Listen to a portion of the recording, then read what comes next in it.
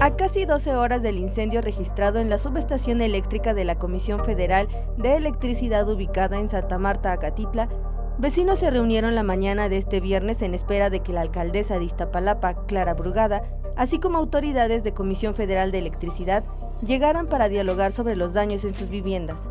Al no recibir atención, cerca de las 9 de la mañana cerraron el paso de los carriles centrales y laterales de la calzada Ignacio Zaragoza, lo que provocó caos vial.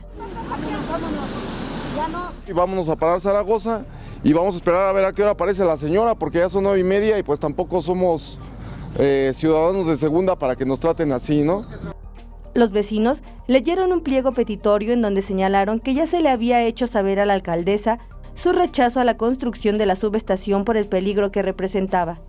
Después de unas horas de cierre de la calzada, arribaron al lugar Rogelio del Castillo, director de gobierno de Iztapalapa, y Fernando Ramos Astudillo, superintendente de zona Ermita de distribución de la Comisión Federal de Electricidad, para entablar diálogo con los vecinos.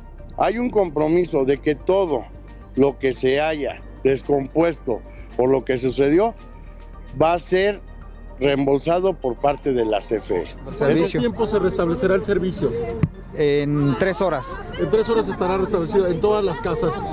Oiga, la reparación de la subestación, ¿qué va a pasar con la subestación? No le podría ahorita decir el dato. Para eso son las mesas de diálogo que estamos proponiendo junto con el representante de la alcaldía.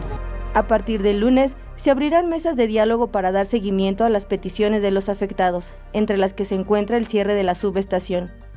Luego de más de 4 horas de cierre a la circulación de la calzada Ignacio Zaragoza, se restableció la vialidad. Con imágenes de Liva Rodríguez, Mariana Sánchez, 21 Noticias.